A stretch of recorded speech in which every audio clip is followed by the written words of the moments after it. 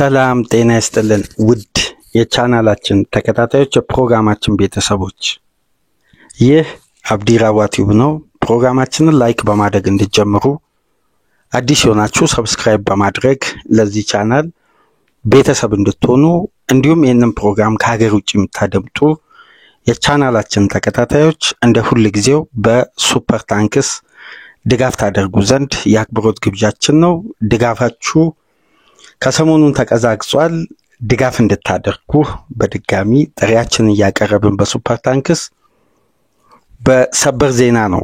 የዛሬውን ፕሮግራማችን የዕለተ ቅዳሜ የንጋት ፕሮግራም እንጀምረው። ከቀናት በፊት ጠቁመናችሁ እንደነበር አንዳንድ ፕሮግራሞች ላይ አንስተን እንዲሁም በተናጥል ለብቻ ፕሮግራም ሰርተን ወደናንተ ያደረስነው የፍሎሪያን ዊትዝ የዝውውር ሂደት በመጨረሻም ሁለት የአምስቱ ትላልቅ ሊጎች ሀያላን ክለቦችን ሊቨርፑል የዝውውር ሂደቱን በመጥለፍ ፍሎሪያን ዊትዝን የራሱ ለማድረግ ከየትኛውም ጊዜ በላይ ከጫፍ ደርሷል። ምናልባት ይህን ፕሮግራም ያደመጣችሁ ዝውውሩ ሊጠናቀቅ ይችላል። ፍሎሪያን ዊትዝ ወደ ሊቨርፑል የሚያደርገውን ዝውውር ሊያጠናቅቅ 99% በአብዛኛው ሂደት ተጠናቆ በሁለቱ ክለቦች መካከል የሚኖረው የአከፋፈል ስርዓትና የኮንትራት የማፍረሻውን ውል ሊቨርፑል እንግዲህ ባየር ሙኒክ፣ ማንቸስተር ሲቲ ለመክፈል ያልደፈሩትን 150 ሚሊዮን ዩሮ 126 ሚሊዮን ፓውንድ ለመክፈል ፈቃደኛው ነው። እንዲሁም ተጫዋቹን የ5 ዓመት ተኩል ኮንትራት ለመስጠት በአመት 10 ሚሊዮን ፓውንድ ክፍያ የሚያገኝበትን በሳምንት ከ180 እስከ 200 ሺህ ፓውንድ ደሞዝ ክፍያ ጋር ከተጫዋቹ ጋር ከስምምነት በመድረስ አሁን የውል ማፍረሻውን ክፍያ ለባየር ሌቨርኩዘን ለመክፈል እያንዳንዱን የስትራክቸር ያከፋፈል ስርዓትን ለመፈጸም በሁለቱ ክለቦች መካከል የመጨረሻ አድቫንስድ ስቴጅ ድርድር እያደረጉ ነው የሚገኙት። በቀጣይ ሰዓታት እንግዲህ ይህን ፕሮግራም ወደናንተ ሲደርስ ምናልባት ተጠናቆ ወይም ሁለቱ ክለቦች በይፋ መስማማታቸውን ያሳውቁ ይሆናል። ይህን ፕሮግራም በመታደምጡ ሰዓት ቀደም ብሎ እንግዲህ በኢትዮጵያ ምሽት አርብ ምሽት 3 ሰዓት 4 ሰዓት አካባቢ ፋብሪዚዮ ሮማኖ በዩቲዩብ ቻናሉ በኩል ባጋራው መሰረት ከተወሰኑ ሰዓታት በኋላ ሂር ዊ ጎ የሚል ፕሮግራም እንሰራላችኋለን። አሁን ዝውውሩ ሊጠናቀቅ ከጫፍ ደርሷል። በሁለቱ ክለቦች መካከል የሚደረገው የፋይናል ስቴጅ ድርድር ብቻ ነው የቀረው በሚል ይፋ አድርጎ ነበር። በተመሳሳይ ደግሞ የእንግሊዙ ታማኙ ዘጋቢ ዴቪድ ኦርኒስተን በሁለቱ ክለቦች መካከል በይፋ የአከፋፈል ስርዓቱን ለመፈጸም የሚደረገው ድርድር መጀመሩንና ከሰዓታት በኋላ ይሄ ድርድር ስምምነት ላይ ሊያበቃቸው እንደሚችል አሁን ላይ ያለው ሁኔታ በግልጽ እንደሚያሳይ ጠቁሞ ነበር። እንዲሁም በተጨማሪ የጀርመኑ ታማኝ ዘጋቢ ፍሎሪያን ፕላተንበርግ ሁለቱ ክለቦች አሁን ላይ ተስማምተዋል፣ ያከፋፈል ስርዓቱን እንግዲህ የመፈጸም ጉዳይ ላይ ብቻ የፋይናል ስቴጅ ድርድር ላይ ነው። እንደውም ከፋብሪዚዮም ከዴቪድ ኦርኒስትም ይህን ፕሮግራም በማሰናዳበት ሌሊት ላይ ፍሎሪያን ፕላተንበርግ ከስምምነት ላይ መድረሳቸውን ይፋ አድርጓል። ከሁለቱ ታማኝ ዘጋቢዎች እንግዲህ ከእንግሊዝና የጣሊያኑ ዘጋቢ እስከሚያረጋግጡ ድረስ ነው እንጂ ከጀርመን የሚወጣው መረጃ በአጠቃላይ የሚያሳየው ሁለቱም ክለቦች መስማማታቸው ነው። እንደውም እንደ ፍሎሪያን ፕላተንበርግ ዘገባ ከሆነ ፈርናንዶ ካሮ የሌቨርኩዘኑ ሲኢኦ በ2021 ወደ ሌቨርኩዘን የበላይ ስራ አስፈጻሚ ፖዚሽን ላይ ከመጣበት ጊዜ አንስቶ እንዲህ አይነት የዝውውር ሂደት በፍጥነት ሲጠናቀቅ በተለይ ለተጫዋቹ ፍላጎት ቅድሚያ በመስጠትና ከሊቨርፑል ጋር ድርድር እንዲያደርግ ያለፈው ሳምንት በሰጡት ፍቃድ ምክንያት ይሄ ዝውውር ከታሰበው በላይ በፍጥነት ሊቨርፑሎች እንዲያጠናቅቁ ወይም ከስምምነት ላይ እንዲደርሱ መነሻ ሆኗልና በዚህ ድርድር ላይ እንግዲህ የሊቨርፑሉ ሲኢኦ ማይክል ኤድዋርድ እንዲሁም የሌቨርኩዘኑ ፈርናንዶ ካሮ እና ሪቻርድ ሂውዝ በቀጥታ በተሳተፉበት ድርድር ሊቨርፑል ከባየር ሙኒክ ከማንቸስተር ሲቲ ፍሎሪያን ዊትዝን በመንጠቅ እንግዲህ በ126 ሚሊዮን ፓውንድ ለማስፈረም የመጨረሻ ኮንፈርሜሽን ብቻ ነው የሚጠበቀው። በሁሉም ሂደት እንግዲህ ከስምምነት ላይ ደርሰዋል። በሁለቱም ወገኖች በኩል በተለይ በተጫዋቹና በሊቨርፑል መካከል ያለው ስምምነት አርብ ከሰዓት በኋላ መጠናቀቁንና አሁን በሁለቱ ክለቦች መካከል የሚደረገው ድርድር ፋይናል ስቴጅ ላይ ነው የሚገኘው። የሊቨርፑል ደጋፊዎች ከየትኛውም ጊዜ በላይ መስማት የሚፈልጉት በተለይ የዚህ ዝውውር መጠናቀቅ አንደኛ በክለቡ አዲስ ፊት ሊቨርፑል መቀላቀሉ፣ በተጨማሪም ደግሞ የዚህ ተጫዋች ብቃት ታለንት ወርልድ ክላስ ተጫዋች መሆኑ በቀጣይ ምን ያክል ሊቨርፑልን ሊያገለግል እንደሚችልና ገና የ22 ዓመት ምርጥ ጀርመናዊ ወጣት የ10 ቁጥር ቦታ ተጫዋች እንዲሁም በተጨማሪ ክለቡ እንዲህ አይነት የዝውውር ሂደቶችን ሲፈጽም ባለፉት 5-6 የዝውውር መስኮቶች ምናልባት አንድ ጊዜ በዳርዊን ኑኔዝ ዝውውር ላይ ነው ከፍተኛ ኢንቨስትመንት ማውጣት የቻለው። ከቨርጂል ቫንዳይክ በኋላ ከ5 ዓመት ቆይታ በኋላ ነው የኑኔዝ ከፍተኛ ዝውውር የተፈጸመው። ነገር ግን በወቅቱ ከነበረው ሊቨርፑልና አሁን ላይ የሃያኛው ዋንጫ ባሳኩ ማግስት እንግዲህ እንዲህ አይነት በብሪቲሽ ሪካርድ በሆነ ክፍያ ነው ሊቨርፑል ፍሎሬን ዊዘን ወደ አንፊልድ ለማምጣት ከጫፍ የደረሰው። ይህ ፕሮግራም ወደ እናንተ ሲደርስ ምናልባት ዝውውሩ ተጠናቆ በሁለቱ ክለቦች መካከል የሚቀረው የአከፋፈል ስርዓትን የመስማማት ሊቨርፑል ለተጫዋቹ በሚያቀርበው ኮንትራት ልክ ለባየር ሌቨርኩዘን የሚከፍለውን የ126 ሚሊዮን ፓውንዱን አቆራርጦ የሚከፍልበት መንገድ እንግዲህ እየተደራደሩ ነው የሚገኙት። እንዲህ አይነት ስቴጆች ላይ ድርድር ከተደረሰ ሁለቱ ክለቦች መካከል ለድርድር መቀመጣቸው ብቻ ሳይሆን ስለ አከፋፈል ስርዓት ድርድር ማድረግ ከጀመሩ የዝውውር ሂደት በየትኛውም መንገድ የመጠለፍም ውድቅ የመሆን ዝውውሩ የመጨናገፍ እድሉ ዜሮ ነው የሚሆነው። ምክንያቱም ስለ አከፋፈል ስርዓት ሁለት ቡድን ሊደራደር የሚችለው በመጀመሪያ ደረጃ የክፍያውን አይነት ወይም ፈላጊ ክለብ ያቀረበውን ጥያቄ ያ ክለብ ሲቀበል ነው ስለ አከፋፈል ወይም ስለ ስትራክቸሩ ድርድር የሚያደርጉት። በመጀመሪያ ደረጃ አንድ ጥያቄ ቀርቦ ያ ክለብ ካልተቀበለ ስለ አከፋፈል ስርዓቱ ምንም አይነት ድርድር አያደርጉ። ስለዚህ አሁን ሊቨርፑል ዝውውሩን ለማጠናቀቅ ከየትኛውም ጊዜ በላይ የወጣቱን ጀርመናዊ ተጫዋች ዝውውር እንግዲህ ይፋ ሊያደርግ የተወሰኑ ሰዓታት የሚቀሩ ይመስላል። አሁን ላይ ባለው ሁኔታ አብዛኛው የእንግሊዝም የጀርመን ሚዲያ ይህን ጉዳይ አረጋግጧል። እንግዲህ እንዳደመጣችሁት እንደተመለከታችሁት ሐሙስ ምሽት ነበር የጀርመኑ ዘጋቢ በስካይ ቢልድ የምናቀው ስካይ ጀርመን የምናቀው ሪፖርተር ፍሎሪያን ፕላተንበርግ ይፋ ባደረገው መሰረት ባየር ሙኒክ ከባየር ሌቨርኩዘን ጋር በሚያደርገው ድርድር ከ100 ሚሊዮን ፓውንድ በላይ ለመክፈል አንደኛ ፈቃደኛ አይደለም፣ ሁለተኛ ደግሞ ተጫዋቹ ለባየር ሙኒክ እስካሁን ድረስ ወደ ሙኒክ መዘዋወር እንደሚፈልግ የተናገረው ምንም አይነት ንግግር የለም፣ ወይም ያሳወቀው ወደ ሙኒክ ለመዘዋወር ፍላጎት አላሳየም። ነገር ግን ሙኒክ ትልቅ በራስ መተማመን የፈጠረበት እንግዲህ ተጫዋቹ በዘንድሮ የውድድር ዓመት መጨረሻ እንደሚለቅ በኤጀንቱ አማካኝነት በእናትየው ናት እንደምታውቁት ኤጀንቱ ይፋ አድርገው ነበር። ነገር ግን ከዛን ጊዜ አንስቶ ሙኒክ ተጫዋቹን አሳምኖ ለአብዛኛው ጀርመናዊ ህልም እንደሆነው ወደ ሀያሉ ባየር ሙኒክ ለማምጣት እንደማይቸግራቸው ከዚህ ቀደምም አይባርም ሲናገሩ ነበር። ማክሲ አይባር እንደምታውቁት አዲሱ ስፖርቲንግ ዳይሬክተር ወደ ባየር ሙኒክ የተዘዋወረው በተጠናቀቀው የውድድር ዓመት ጠንካራ ስራ አስኪያጅ ነው። ከዚህ ቀደም ኤድዋርድ ዳግም ወደ ሊቨርፑል ቤት ከመምጣታቸው በፊት ከአርቢ ላይፕዚግ በቀጥታ ወደ ሊቨርፑል ለማምጣት እነ ሆገን ትልቅ ስራ ሰርተው ነበር ይሄን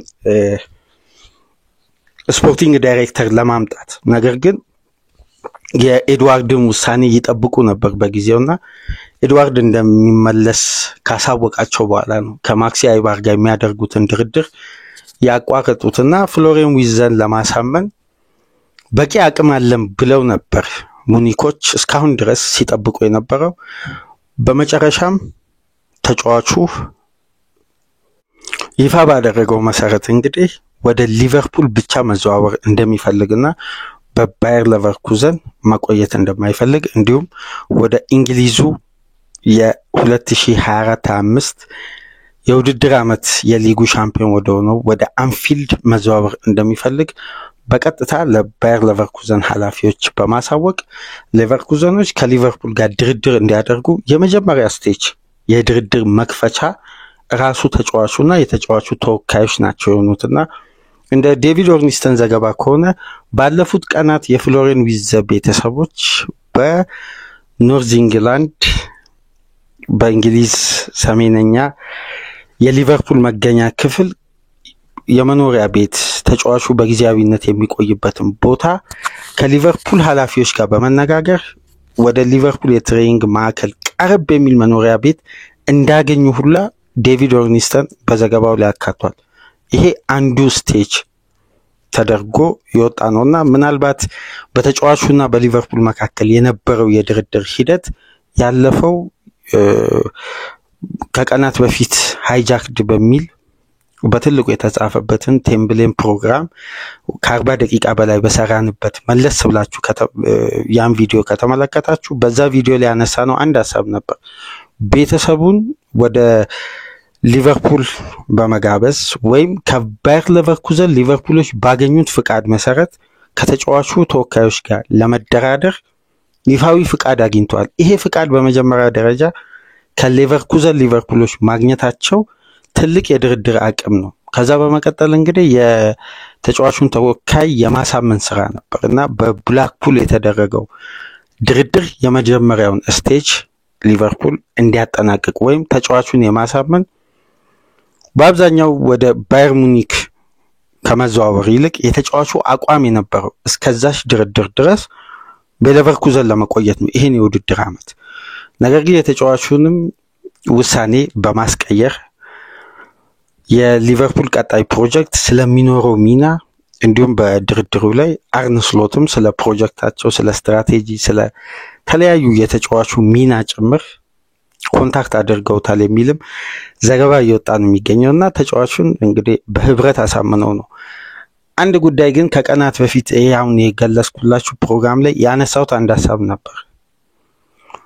አሁን ተጫዋቹን የማሳመን ወይም ሊቨርፑል ከተፎካካሪ ክለቦች የተሻለ የገንዘብ አቅም ወይም አሪፍ የመክፈል የፋይናንስ ስርዓት ሊኖረው ይችላል። ነገር ግን በፌኖ ስፖርት ግሩፕ ያከፋፈል ስርዓት ወይም የገንዘብ አወጣጥ ከተመለከተ ሊቨርፑል ይህን ዋጋ ሊደፍራል ተብሎ አይጠበቅም። አብዛኛውም በጊዜው የፕሮግራማችን አድማጮች የሊቨርፑል ደጋፊዎች በኮሜንት መስጫ ላይ አይ ሊቨርፑል ይሄን ያክል ገንዘብ በአንድ ተጫዋች ያወጣል ብዬ አላምንም የሚል በርከት ያሉ ኮሜንቶችን በጊዜው ተመልክቼ ነበር። ነገር ግን በሊቨርፑል እግር ኳስ ታሪክ ከፍተኛ ኢንቨስትመንት የሚፈጸምበት የዝውውር መስኮት ነው ብዬ ካለፉት ጊዜያት ጀምሮ ሊቨርፑል የሊጉን ዋንጫ ከማሸነፉ ቀደም ብለን በሊቨርፑል ዙሪያ ስለ ዝውውር በሰራንባቸው ፕሮግራሞች አብዛኛው የቻናላችን ተከታታዮች አድምጠውታል። ሐሳቡን አንስቼ ነበር። ነገር ግን ትልቁ ጉዳይ ባየር ሙኒክ የጀርመን ኃያል ክለብ ነው። አብዛኛው ጀርመናዊ ደግሞ ለባየር ሙኒክ መጫወት ህልሙ ነው። ከባየር ሙኒክ ሲያልፍ ደግሞ በዓለም እግር ኳስ ላይ ኃያልነቱ ሁሌም ስሙም ብራንዱም ከፍ ያለው ሪያል ማድሪድ ነው። ይሄም ክለብ አለበት በዝውውሩ ላይ። ወደ እንግሊዝ እግር ኳስ ስንመጣ ደግሞ የትኛውንም ተጫዋች ይፈልግ ፔፕ የማስፈረም ፓወራቸው ይታወቃል። የማንቸስተር ሲቲ በአንድ ተጫዋች ላይ ስለ ቢዲንግ ዋር አሰልቺ ድርድር ጊዜ የሚፈጅ እንዲህ አይነት ሁኔታዎች ሲቲዎች እንደማይገቡ ይታወቃል። የፈለጉትን ተጫዋች ግን ጊዜና ሰዓቱን ጠብቀው ያስፈርማሉ።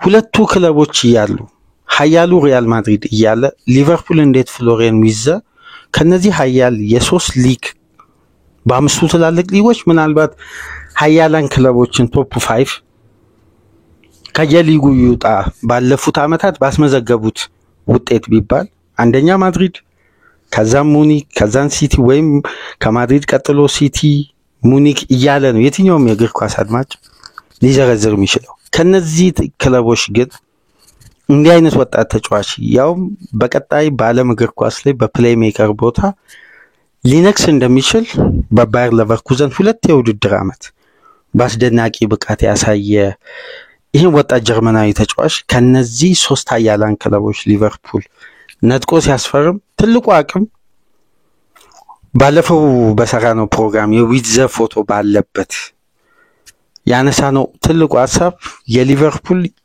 ኃላፊዎች የመደራደር አቅም ነው። ለምሳሌነት ያነሳውላችሁ የሳዲዮ ማኔን ዝውውር ሂደት ነው። ተጫዋቹ ከማንቸስተር ዩናይትድ ሊቨርፑል ካቀረበለት ደሞዝ በተሻለ ማንቸስተር ዩናይትድ በእጥፉ አቅርቦለታል። የኮንትራቱን ጉዳይ ተጫዋቹ 4 ዓመት ተኩል ነው የመጀመሪያ ኮንትራቱን በሊቨርፑል ቤት የፈረመው። ከዛም በኋላ ነው 5 ዓመት ኮንትራት የፈረመው። ኮንትራቱም ደሞዙም ሊቨርፑል ካቀረበው በላይ ነው ማንቸስተር ዩናይትድ ያቀረበው። የድርድር አቅምና የማሳመን ኳሊቲ በነ ኤድዋርድ ብርታትና ከፍተኛ ተጫዋቾችን የማሳመን አቅም አስተዳደራዊ ጉዳይ ላይ ባላቸው ብልሃትና ልምድ ተጠቅመው ነው አንድን ተጫዋች አስፈላጊነቱን ወሳኝነቱን በዝውውሩ እንዲሁም ክለቡ ላይ መጥቶ ሊሰጡ የሚችሉትን አገልግሎት በረጅም ጊዜ ታሳቢ ተደርጎ ተጠንቶ ወደ ድርድር ሲገቡ ግን ያንን ተጫዋች አሳምኖ የማምጣት ስትራቴጂም የድርድር አቅምም ምናልባት ከየትኛውም የእንግሊዝ ክለብ የበላይ ኃላፊዎች የተሻለ መደራደር አቅም አላቸው አንድን ተጫዋች አሳምኖ ለማምጣት። ነገር ግን አንዳንድ ዝውውሮች ሳይሳኩ ሲቀሩ በእነዚህ ባለሙያዎች ክፍተት ወይም በመደራደር አቅም ወይም የፋይናንስ ጉለት ብቻ ሳይሆን በተጫዋቹ በኩል የሚኖሩ አቋሞችም አሉ። አሁን የዊትዘ ለየት የሚያደርገው የተጫዋቹን ፍላጎትና አቋምም ጭምር ነው ያስቀየሩት። ቤተሰቡን ከኤጀንቶቹ ከተወካዮቹ ጋር በብላክፑል ካነጋገሩ በኋላ የተጫዋቹ ሐሳብ ነው 100% የተቀየረውና በቀጥታ ወደ ሊቨርፑልና ሊቨርፑል ብቻ መዘዋወር እንደሚፈልግ ለባየር ሌቨርኩዘን ኃላፊዎች ይፋ ያደረገው ትናንትናና አድቫንስ ድርድሩ የጀመረው። ስለዚህ ይሄ ትልቅ የመደራደር አቅም አሁን በየክለቦች የሚቀጠሩ ስፖርቲንግ ዳይሬክተሮች ሲኢኦዎች ከዚህ ቀደም በሰሩት ስራ ከበስተጀርባ በአንድ ክለብ ስኬት ላይ በፈጠሩት ተጽዕኖና በቀጥታ በክለቡ ውጤት ላይ ስላላቸው ሚና ሲነገር ለየት የሚለው አንዱ በቡድን ግንባታ ላይ የሚመጣውን ተጫዋች በፕሮጀክት አገልግሎቱን የተጫዋቹን አቅም በመጀመሪያ ለአንድ ቡድን ጥያቄ ከማቅረባቸው በፊት ስለ ተጫዋቹ ኳሊቲና በዚህ ቡድን ቢመጣ ሊጨምር የሚችለው ወይም እዚህ ቡድን ውስጥ የጎደለውን ክፍተት በአግባቡ የመሙላት አቅም እርግጠኛ ከሆኑ በኋላ ተጫዋቹን የማሳመን ስራ ነው። ይህን ፍቃድ ደግሞ ያገኙት ከፈርናንዶ ካሮ የባየር ሌቨርኩዘን ሲኢኦ። ስለዚህ ሲኢኦ አንድ ሐሳብ ለማንሳት ያክል እንደምታስታውሱት በማርቲን ዙቢመንዲ ዝውውር ወደ ሊቨርፑል ያለፈው ሳመር ይመጣል ተብሎ የተለያዩ ዘገባዎች በሚወጡበት ጊዜ በተቃረበበትም ወቅት ተጫዋቹ ትልቅ የውሳኔ ለውጥ ያደረገው ራሱ ነው እንጂ ሪያል ሶሲዳድ ከሊቨርፑል ጋር ከስምምነት ላይ ደርሶ ተጫዋቹን አሳምነው እንግዲህ የመውሰድ ስራ የሊቨርፑል ኃላፊዎች ነበር። ነገር ግን ተጫዋቹ እዛው በስፔን በባስክ ለመቆየት መወሰኑን ተከትሎ ነው ሊቨርፑል ወዲያው በድጋሚ ለተጫዋቹ ጥያቄ ላለማቅረብ 100% ከዝውውሩ የወጣው። በዛም ወቅት አንስተን ነበር IBIF የሚባል ትልቅ የተጫዋቾች ኤጀንት ካምፓኒ አለ። ያን ካምፓኒ በጊዜያዊነት ሲኢኦ ሆኖ የሊቨርፑል ያሁኑ ስፖርቲንግ ዳይሬክተር ሪቻርድ ሹዝ ባንድ ወቅት አስተዳድሯል ያንን ካምፓኒ። በዛ ካምፓኒ ውስጥ ከሚገኙ ኤጀንቶች የበላይ አስተዳዳሪዎች የተለያዩ ስራ አስኪያጆች መካከል አንዱ ፈርናንዶ ካሮ ያሁኑ የባየር ሌቨርኩዘን ሲኢኦ አብሮ በጋራ እዛ ካምፓኒ ውስጥ ሰርተዋል። ለሊቨርፑል ድርድሩን ካቀለለበት ሂደቱን ካፈጠነበት ምክንያት መካከል አንዱ ይህ አስተዳደር በባየር ሌቨርኩዘን መኖሩ ነው። ምናልባት እንደነዚህ አይነት ዲቴል ጉዳዮችን መመልከት ከፈለጋችሁ ወደ ዘ አትሌቲክስ ዘገባ ወደ ዴቪድ ኦርኒስተን ዋና ሆም ፔጅ በኤክስ ገጽ በመግባት ዲቴል ስለ ድርድሩ ስለ እያንዳንዱ ሂደት ምሽት ላይ የወጣው ዘገባ አለ። እዛ ላይ መመልከት ትችላላችሁና በትልቅ የዝውውር ሂሳብ ነው። እንግዲህ የብሪቲሽ ሪከርድ ይሰበራል ተብሎ ይጠበቃል። አሁን ላይ እንደምታውቁት ሞሲ ካሴዶ ነው 115 ሚሊዮን ፓውንድ ተከፍሎበት ወደ ቼልሲ የተዘዋወረው። ትልቁ የዝውውር ሂሳብ በብሪቲሽ የዝውውር ሂደት ከፍተኛው ሂሳብ የወጣበት ተጫዋች። ነገር ግን ከሌላ ሊግ ወደ እንግሊዝ እግር ኳስ ደግሞ በተደረገ ዝውውር ኤንዞ ፈርናንዴዝ 107 ሚሊዮን ፓውንድ ወይም 120 ሚሊዮን ዩሮ ከቤኔፊካ ወደ ቼልሲ የመጣበት የዝውውር ሂሳብ። አሁን እንግዲህ የመጀመሪያ ብቸኛ ጀርመናዊ ነው 100 ሚሊዮን ፓውንድ በላይ ተከፈለበት። የመጀመሪያ ከጀርመን እግር ኳስ ወደ እንግሊዝ የሚደረግ ትልቁ የሪከርድ ክፍያ ነው። ብቸኛ ጀርመናዊ ነው በዓለም እግር ኳስ ከፍተኛ የዝውውር ሂሳብ የሚከፈልበት ወጣት ተጫዋች። እንግዲህ 126 ሚሊዮን ፓውንድ ሊቨርፑል በ5 ዓመት ተኩል የኮንትራት ሂደት ተጫዋቹ ኮንትራቱ እስከሚጠናቀቅበት ጊዜ በስትራክቸር ክፍያ ይፈጽማል። ፍሎሬን ዊዘን የራሱ ማድረጉ የማይቀር የመጨረሻ የሁለቱ ክለቦች ይፋዊ መግለጫ ብቻ ነው አሁን ላይ እየተጠበቀ የሚገኘው። ነገር ግን እስካሁን ድረስ አይታችሁ ከሆነ የዝውውር መስኮቱ አልተከፈተም። ጁን 1 ነው የሚከፈተው። በክለብ ወርልድ ካፕ ምክንያት ለ10 ቀናት ክለቦች ያስፈረሟቸውን ተጫዋቾች ለዚህ ውድድር የሚሳተፉ ክለቦች ሬጂስተር እንዲያደርጉና በእነዚህ 10 ቀናት ውስጥ ደግሞ ሌሎች ተጫዋቾችን እንዲያዘዋውሩ ከፊፋ በተላለፈ ትዕዛዝ መሰረት ለነዚህ ቀናት ብቻ ዝውውር መስኮቱ ይከፈታል። በዛ ማለት የትኛውም ክለብ ማስፈረም ይችላል ተጫዋች ወይም ቀደም ብሎ አጠናቆ የወረቀት ስራና የፍቃድ የማግኘት እንዲሁም ይፋዊ የተጫዋቹ ላይሰንስ የማረጋገጥ ሂደትን ለመፈጸም ከፊፋ ጋር ያለውን ወረቀት ለመቀያየር እነዚህ የዝውውር መስኮቶች የሚፈልጉት። በዚህ ወቅት እንግዲህ እስካሁን ድረስ የዝውውር መስኮቱ ሳይከፈት የእንግሊዝ ፕሪሚየር ሊግ ውድድር ሳይጠናቀቅ የመጨረሻ 38ኛ ሳምንት ጨዋታ ነገ 12 ሰዓት በሚደረግበት ወቅት ከወዲሁ ሊቨርፑሎች የሶስት ተጫዋቾችን ዝውውር ሊያጠናቅቁ ቀናትን ነው የሚጠብቁት። በቀጥታ ፍቃድ ነው የሚጠብቁት። ማስመዝገብ ነው ተጫዋቾችን ሬጂስተር የማድረግ ሂደቱን መጀመር ብቻ ነው የሚቀራቸው። ለምሳሌ ጀረሚ ፍሪፖንግ የሕክምና ምርመራውን አጠናቆ የሊቨርፑል ንብረት ሆኗል። ይፋዊ ፍቃድ እስከሚገኝ ድረስ ነው። ያ ማለት የዝውውር መስኮቱ በጁን 1 ሲከፈት በይፋ የሊቨርፑል ተጫዋች ይሆናል፣ ህጋዊ ማለት ነው።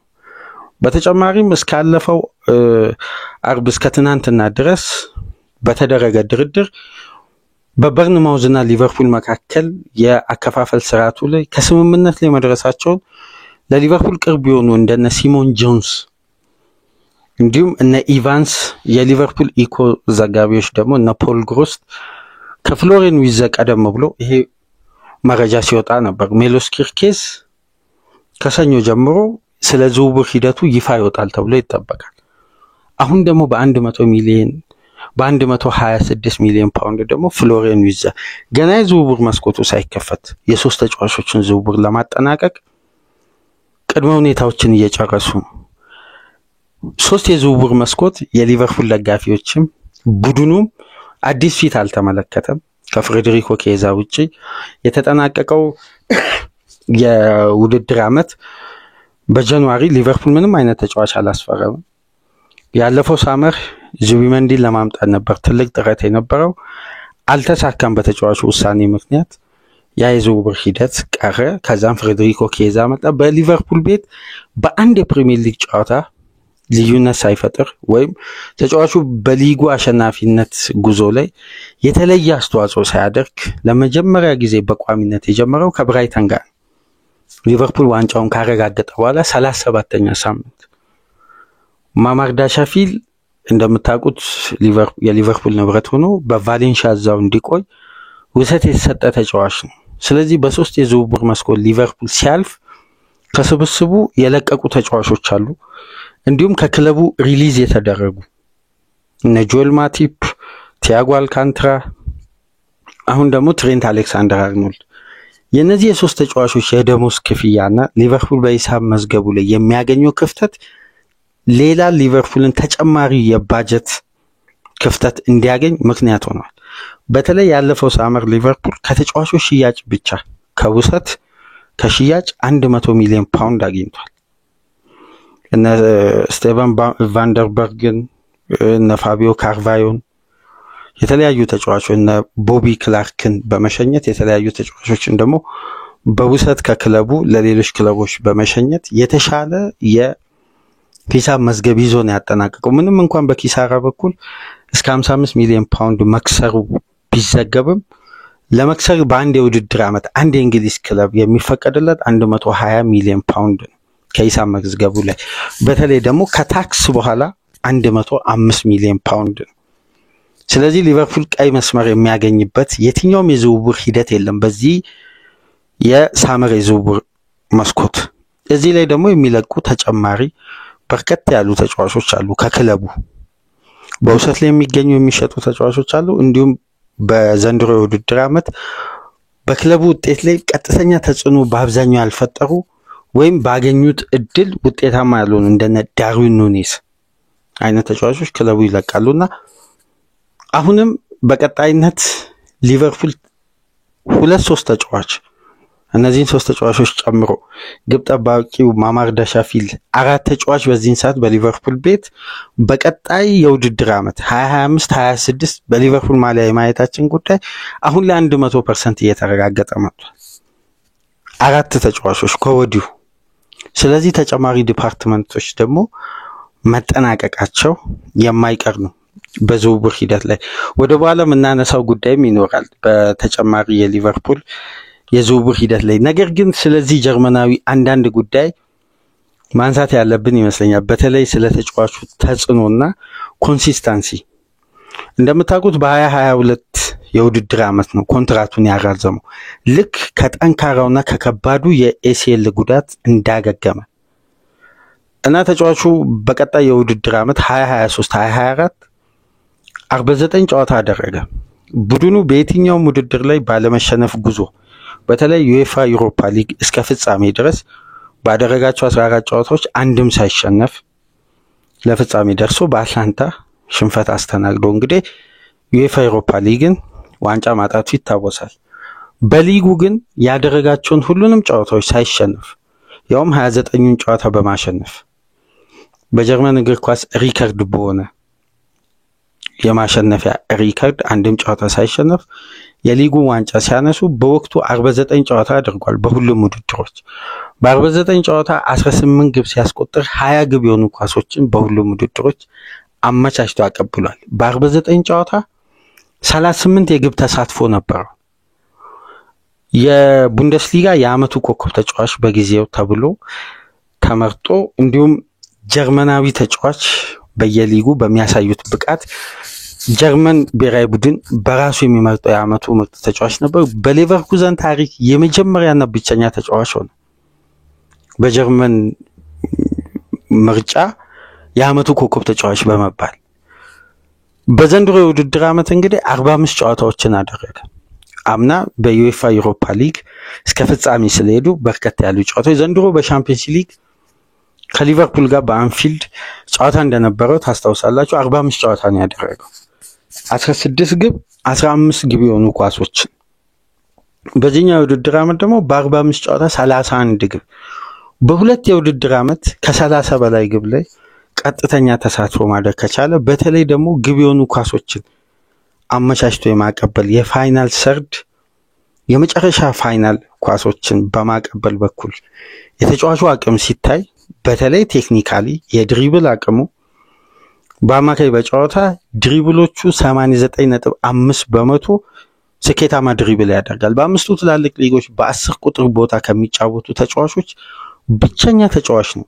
ከ80% በላይ ድሪብል ሙከራው የተሳካለት የአንድ ለአንድ ግንኙነቱን በውጤታማነት በማጠናቀቅ በአማካይ በጨዋታ 4.1 በአምስቱ ትላልቅ ሊግ ብቸኛ ተጫዋች በፕሌይ ሜከር ቦታ 4.1 ኪ ፓሶችን በጨዋታ የሚያደርግ እድሎችን በመፍጠር በኩል ደግሞ እንደምታውቁት በተጠናቀቀው የውድድር ዓመት የባየር ሌቨርኩዘን ከመቶ በላይ ግብ የማስቆጠር ምክንያት እድል የመፍጠር ኳሊቲ ነው የሁለቱ ተጫዋቾች የጀረሚ ፍሪፖንግ የፍሎሪያን ዊዛ እንዲሁም አሌክስ ግሪማልዶ በግራ ፉል ባክ በኩል የሚጫወተው እነዛ ዊንግ ባኮች እንግዲህ ኦቨርላፕ ያደረጉ ወደ ማል እየገቡ ማይነስ የሚያደርጓቸው ኳሶችና በሴንትራል ፕሮግሬሽን የተሳኩ ስሩ ፓሶችን በማድረግ ደግሞ ፍሎሪያን ዊዛ የፈጠራ አቅሙ ደግሞ በጀርመን በቅርብ ዓመት ስለ ሁለቱ የ10 ቁጥር ተጫዋቾች ብዙ ሲባል ነበር እኛም በዩሮ 2024 በመናዘጋጀው ፕሮግራም ላይ ስለ ዊዛና ሙሳይላ ብዙ ፕሮግራሞችን አንስተን ስናወራ ነበር ከመጀመሪያ ቀን ስኮትላንድን 5-1 ካሸነፈው የጁኒየር ኒግልስማን የብሔራዊ ቡድን ቅንጅት አጫወት ሁለቱን ተጫዋቾች እንዴት ሊጠቀም እንዳሰበና ሁለቱንም ከክንፍ ተነስተው ወደ አማካይ ክፍሉ በማጥበብ እንዴት እድሎችን ለመፍጠር ጀርመን እንደሚጥር ስናነሳ ነበርና የተጫዋቹ የክሬቲቪቲ አቅም በእጅጉ የሚወራለት ነው በተለምዶ ደግሞ የሚወደድ የ10 ቁጥር ተጫዋች ያለው ቴክኒክ ነው ከዚህ ቀደም በነ ኢስኮ በነ ዳቪድ ሲልቫ በነ ፊሊፔ ኩቲኒዮ የምናየው አይነት ቴክኒካል ከኳስ ጋር ያለው ቴክኒክ እጅግ በጣም የሚያስገርም ነው ከወርክ ሬት ይልቅ ከኳስ ጋር ያለው እንቅስቃሴ ለእግር ኳሱ ቤተሰብ ማራኪ እንቅስቃሴዎች የሚያሳይ ተጫዋቾችን መቀነስ የሚችል በጠባብ ስፔሶች ውስጥ ሰንጣቂ ኳሶችን ማድረግ የሚችል የሽግግር ኳሶችን ወደ ተሳኩ እንቅስቃሴዎች መቀየር የሚችልና ፋይናል ሰርድ ላይ አክሮ በሚመታው ሹት ቴክኒካሊ ደግሞ ተጫዋቾችን ቀንሶ ለቡድን አጋሮቹ የሚያሻግርበት መንገድ ደግሞ የዊዛ ትልቅ የኳሊቲ መገለጫ ነውና ይሄ ተጫዋች እንግዲህ አንፊልድ ደጅ ላይ ቆሟል ሁለቱ ክለቦች ከስምምነት ላይ ይደርሳሉ ተብሎ አሁን አብዛኛው ግምትም እውነታም ያሳየው ሁለቱ ክለቦች መስማማታቸው እንደማይቀር ነው በተለይ ባየር ሌቨርኩዘን የባየር ሙኒክን ጥያቄ ያልተቀበለበት ትልቁ ምክንያት ለተቀናቃኝ ክለብ ባየር ሌቨርኩዘን መሸጥ አይፈልግም ለሙኒክ በተለይ ላለፉት 21 የውድድር ዓመት አንድም ተጫዋች ሌቨርኩዘን ሸጦ አያውቅም ይሄን አሁን አብዛኛው የእግር ኳስ ቤተሰብ ምናልባት ሊገረም ይችላል አንድም ተጫዋች ባየር ሌቨርኩዘን ለሙኒክ አለመሸጡ የሚያስገርም ሙኒክ እንግዲህ በጀርመን እግር ኳስ ያደጉ ወጣት ተጫዋቾች ገና ወደ ዝና ወደ ከፍታ በሚያድጉበት ወቅት የትኛውንም ጀርመናዊ ተጫዋች ባንድ ማስፈረም ይችላል ደግሞ አብዛኛው ጀርመናዊ ተጫዋች መጫወት ህልሙ ሙኒክ ነው እዛ አሊያንዝ አሬና ስቴዲየምና ከዛ ሀያል ክለብ መንተፈው ነው እንግዲህ ሊቨርፑሎች ለራሳቸው ለማድረግ ሁሉንም ነገር አጠናቀው ከስምምነት ላይ ለመድረስ የመጨረሻ ፋይናል ስቴጅ ድርድር ላይ የሚገኙት አንድ ጉዳይ ግን ልብ ብለን ከተመለከትን የዛሬ አመት በዚህም ወቅት አብዛኛው የሊቨርፑል ደጋፊዎች የዚህ ቻናል ተከታታዮች የኛ ቤተሰቦች ሊያስታውሱት ይችላሉ ማይክል ኤድዋርድ ወደ ሊቨርፑል ቤት ሲመጣ 48 ደቂቃ አንድ ሰፊ ፕሮግራም ሰርተን ነበር ከአባጋም በጋራ በመሆን እኔም ለብቻዬ ስለ ኤድዋርድ መመለስ በስፋት አንስቼ ነበርና ከኢትዮጵያ ክለቦች መሃል አንድ አሰልጣኝ ኤድዋርድ ለሊቨርፑል ይመጥናል ብሎ የርገን ክሎፕን ለመተካት ቢወስድ እንኳን በኤድዋርድ ላይ ያለን እምነት የዛን ያክል ነው በግል ያለኝ እምነት ከዚህ አስተዳደር ካለው ውሳኔና በውሳኔ በኩል ጠለቅ ያለ ግምገማ ሳያደርግ ስኬታማ በሆነ አልጎሪዝም እያንዳንዱ የምልመላ ሂደትና ለሞያው ያለው ቦታና በዚህ ሞያ ላይ የሚሰራቸው ስራዎች በአስደናቂ ሁኔታ ሊቨርፑልን ከምንም ላይ ማንሳት የቻለ ትልቅ ባለሙያ ነው የርገን ክሎፕ መምጫ ምክንያት የርገን ክሎፕን በሊቨርፑል ኃላፊነት ላይ መቅጠር የቻለ ከአንጀሎቲ ከራፋኤል ቤኒቴዝ ከጆዜ ሞሪኖ ከተለያዩ አሰልጣኞች የፌኖ ስፖርት ግሩፕ ኃላፊዎችን የርገን ክሎፕ ለሊቨርፑል ተገቢው አሰልጣኝ ነው በማለት አሳምኖ ማምጣት የቻለ ስፖርቲንግ ዳይሬክተር ነው አሁን የክለቡ ሲኢኦ ሆኗል ከቀናት በፊት ከ2-3 ቀን በፊት የአርነ ስሎት ምስል ያለበት ቴምብሌን ያን ፕሮግራም ብትመለከቱ ካነሳውት ጉዳይ መካከል አንዱ ሊቨርፑል ቤት በጀት ስላለ አንድ ተጫዋችን ብቻ ሊፈርም ይችላል። ወሳኝ ዲፓርትመንቶችም ሊጠናከሩ ይችላል። ገንዘብ ስላለ ወይም እነዚህ አሜሪካዊ ባለሀብቶች ኢንቨስት እናደርጋለን በዘንድሮ የውድድር ዓመት ብለው ቃል ስለገቡ ሳይሆን ይሄ ስራ አስኪያጅ ለሚገባው ተጫዋች ተገቢ ክፍያ በማቅረብ ነው ዝውውሮች ማድረግ የሚፈልገው። የተገኘውን ተጫዋች እንዳለ ወደ ገበያ ላይ ያለ ተጫዋችን በገፍ ወደ ክለቡ ማምጣት አይደለም። በተጠና ሁኔታ የፍሎሪያን ዊርትዝን ጉዳይ ሊቨርፑል መከታተል የጀመረው የዛሬ ዓመት እኛ አስተዳዳሪዎች ወደ ቦታቸው በድጋሚ ዘኤድዋርድ ባንድ የተባለው ሲመለስ የተጀመረ የምልመላ ሂደት ነው ዛሬ ላይ ሊፈጸም ከጫፍ የደረሰው። በውስጡ እነ ሪቻርድ ሂውዝ የቀድሞ ጓደኛውን ከ20 ዓመት በላይ የሚተዋወቁት፣ በቴክኒካል ዳይሬክተርነት ቦታ ደግሞ የቀድሞ ጓደኛውን በሊቨርፑል ቤት ምክትል ስፖርቲንግ ዳይሬክተር ሆኖ ኤድዋርድ ከለቀቀ በኋላ ቦታውን ተክቶ በጊዜያዊነት የሰራውን ጁሊያን ዋርድን ነው የመለሰው። እንዲሁም የምልመላ ክፍል ዲፓርትመንትን በደንብ ለማጠናከር በወጣቶች አሁን ደግሞ የፍሎሪያን ዊርትዝ ምልመላ ሲመራ የነበረው ፔድሮ ማርኩዌዝን በማምጣት እነ ባሪ ሃተንን እነ ሚሼል ቡቼልን በማቀናጀት እንግዲህ ወደ 16 የባለሙያዎችን ነው በአዲስ መልኩ እንደ ሊቨርፑልን በድጋሚ ስትራክቸሩን መቅረጽ የቻለው። አንድም ተጫዋች ሳያስፈርሙ የዘንድሮ የውድድር ዓመት የፕሪሚየር ሊግ ዋንጫ አሳክተው አብዛኛው ሽግግር የነበረው ከክሎፕ ወደ ስሎት የሚለው አንድ ስም ይኖረው እንጂ በውስጡ ያለው ሽግግር በጣም አልፊና ረጅም ነበር። 20 ዓመት በሊቨርፑል ሪሰርች ዲፓርትመንት ክፍል ሲሰራ የነበረ በፌንዌይ ስፖርት ግሩፕ ሊቨርፑል ከተገዛ በኋላ በእነዚህ አሜሪካዊ ባለሀብት ትልቁን የሪሰርች ክፍል ሲመራ የነበረው ኢያን ግራምን ሊቨርፑል ዘንድሮ ካጣ በኋላ ኤድዋርድ ይህን ቦታ ለመተካት 36 የሪሰርች ክፍል ዳይሬክተሮችን ነው ሲመለምል የነበረው። እያንዳንዱን ብትመለከቱ የሕክምና ባለሙያዎችን ዲፓርትመንትን መልሶ በማቀናጀት የምልመላ ክፍሉን በአዲስ መልኩ በማዋቀር ስለዚህ ሽግግሩ የአሰልጣኝ ብቻ አልነበረም፣ ውስጣዊ ሽግግሩ ሰፊ ነበር በሊቨርፑል ቤት። ስለዚህ የኤድዋርድ መመለስ ሊቨርፑል ቤት ዋንጫንም ነው አንድ ላይ ይዞ የመጣው። ይህን ስብስብ ከመንካት ይልቅ ይህን ስብስብ ጠብቆ በአሰልጣኙ ኳሊቲ አሰልጣኙንም ለመገምገም ያውም በኮች ሹመት ሾመው ለነሱ እንዲመቻቸው ለማስተዳደርም በደንብ ቡድኑን ለማቀናጀት ማናጀር ሳይሆን ኮች አድርገውት ቡድኑ ላይ ብቻ እንዲያተኩር በማድረግ ነው ሊቨርፑልን ለ20ኛ የፕሪሚየር ሊግ ስኬት ማብቃት የቻሉት። በ321 ቀን ነው ክሎፕ ለቀው ስሎት የመጡት። በ321ኛው ቀን ሊቨርፑል የፕሪሚየር ሊግ 21ኛ ዋንጫ አሳካ። የዛሬ ዓመት በዚህ ወቅት ኤድዋርድ በቦታው ላይ ተመለሰ ማለት ሊቨርፑል የመጨረሻ 5-6 ጨዋታ ሲቀር ከዛም በኋላ በዘንድሮ የውድድር ዓመት ሊቨርፑል የሊጉን ዋንጫ ማሳካቱ ብቻ ሳይሆን የቫን ዳይክ እና የሳላን ኮንትራት ማራዘሙ። ጀረሚ ፍሪምፖንግን አርኖልድ ከመውጣቱ በፊት ከቡድኑ ቀደም ብሎ ማስፈረማቸው፣ የአንዲ ሮበርትሰን የረጅም ጊዜ ተተኪ ሜሎስ ኪርኬዝ ከጫፍ መድረሱ፣ አሁን ደግሞ በ2017-18 ክለቡን ለቆ ሐውልት ይሰራል ሲባል አይ ወደ ባርሳ መዘዋወር ፈልጋለሁ የርገን ክሎፕም ተማጽነውት ማሳመን ያልቻሉት ፊሊፔ ኩቲኒዮን ከስንት ዓመት በኋላ ማለት ከ7-8 ዓመት በኋላ በአንፊልድ ቤት ተፈጥሯዊውን ተተኪ ያውም በብሪቲሽ ሪከርድ ቦታውን ጠግኗል።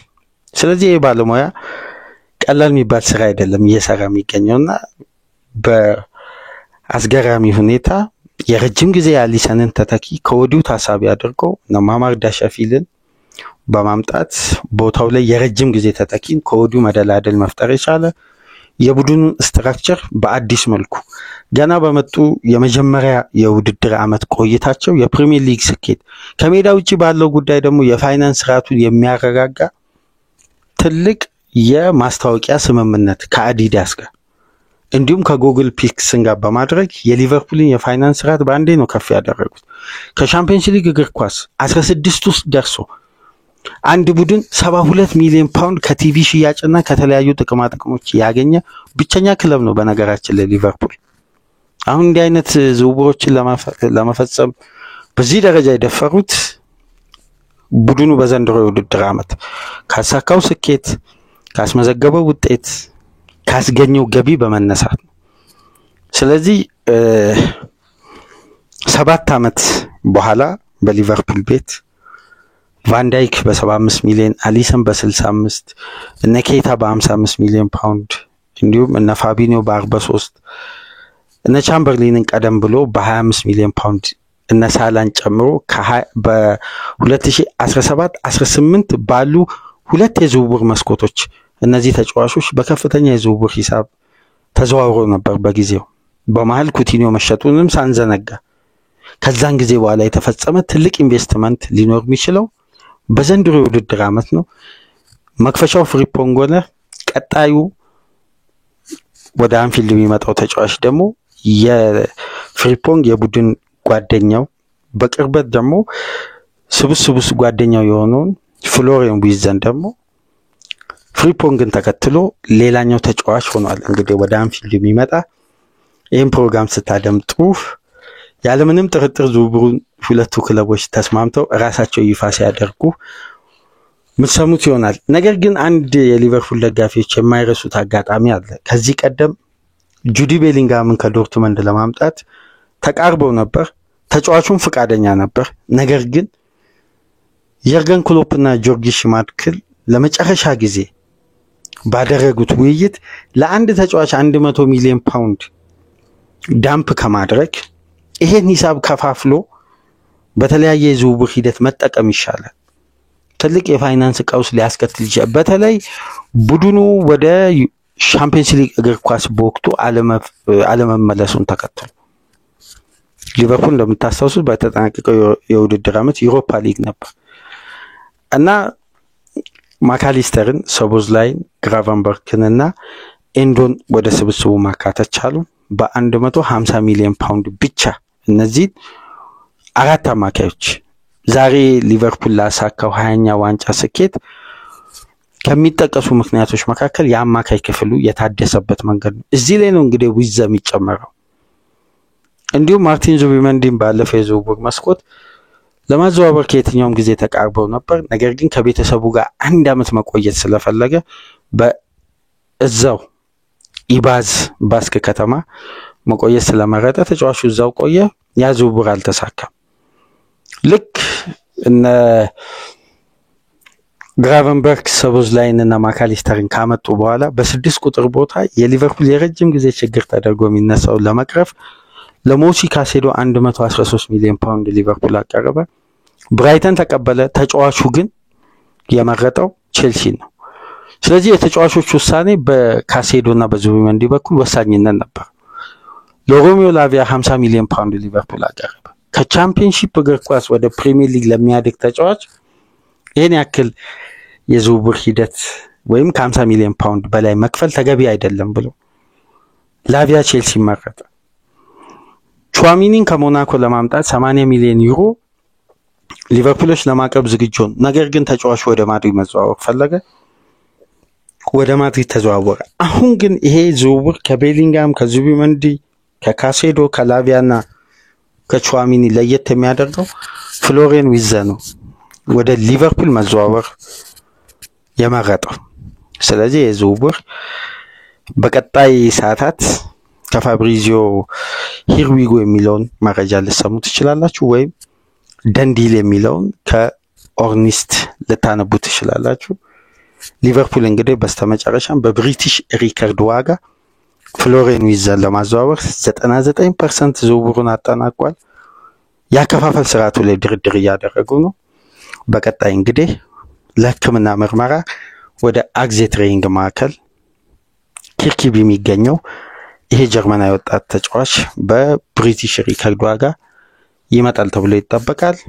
የሊቨርፑል ደጋፊዎች መስማት ከሚፈልጉት ትልቁ የዝውውር ዜና መካከል አንዱ ይሄ ነው። ገና የዝውውር መስኮቱ ሳይከፈት ኮዲው የሶስት ተጫዋቾች ዝውውር አንደኛው ተጠናቋል። አንደኛው ከሰኞ በኋላ የዝውውር ሂደቱ ይጠናቀቃል ተብሎ ይጠበቃል። የሚሎስ ኪርኬስ፣ ከዛ ቀደም ብሎ እንግዲህ ከቀናት በኋላ ዊዘ ውሳኔውን ያሳውቃል።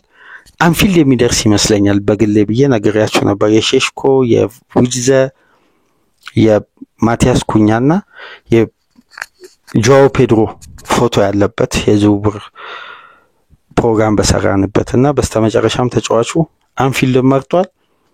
በቀጣይ እንግዲህ ይህን ፕሮግራም ያደመጣችሁ ኮንፈርሜሽኑን ትጠብቃላችሁ። ያው ኮንፈርም ይደረጋል ተብሎ ይጠበቃል። ከዚህ ፕሮግራም በመቀጠል እንግዲህ የጣሊያን ሴሪያ ትናንት ምሽት መቋጫውን አግኝቷል። ናፖሊ የሊጉ አሸናፊ ሆኗል። በዛ ዙሪያ አጭር ፕሮግራም እንሰራለን። ይህንን ፕሮግራም ላይክ አድርጉ። ከሀገር ውጭ የምታደምጡ ደግሞ ድጋፋችሁ በእጅጉ ያስፈልገናል። በሱፐር ታንክስ ድጋፍ ታደርጉ ዘንድ የአክብሮት ግብዣችን ነው። በናፖሊ ድል እስከምንመለስ ድረስ ሰላም ቆዩ።